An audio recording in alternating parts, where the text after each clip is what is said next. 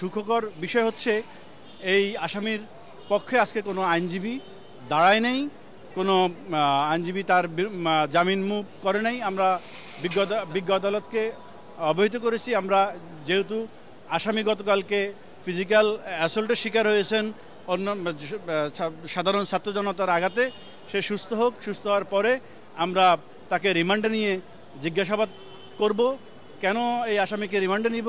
কারণ আপনারা জানেন সবে মাত্র হিন্দু ধর্ম অবলম্বীদের পূজা শেষ হয়েছে, সবচেয়ে বড় যে পূজা, সেই পূজা শেষ হয়েছে এবং বাংলাদেশে সরকার বর্তমান নির্বাচনমুখী।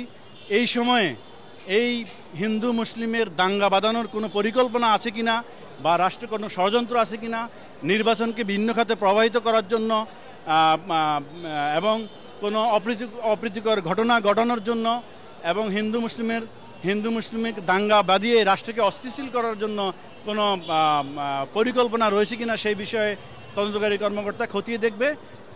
এই পর্যায়ে তাকে আমরা সিডব্লিউ দেওয়ার আবেদন করি রাষ্ট্রপক্ষে। বিজ্ঞ আদালত আমাদের আবেদন মঞ্জুর করে আসামিকে আপাতত সিডব্লিউ দিয়েছে। আমরা ভবিষ্যতে এই মামলা তদন্ত স্বার্থে আসামি সুস্থ হলে, শারীরিকভাবে সুস্থ হলে আমরা এই মামলায় রিমান্ডে নিয়ে তাকে ব্যাপক জিজ্ঞাসাবাদ করব। জিজ্ঞাসাবাদ করার পরে আমরা জানতে পারবো আসলে এই ঘটনার পিছনে কোনো ইন্ধন রয়েছে কিনা, কোনো নির্দেশতা রয়েছে কিনা, কোনো অর্থদাতা রয়েছে কিনা এবং কার নিন্দনে সে এই কাজ করেছে।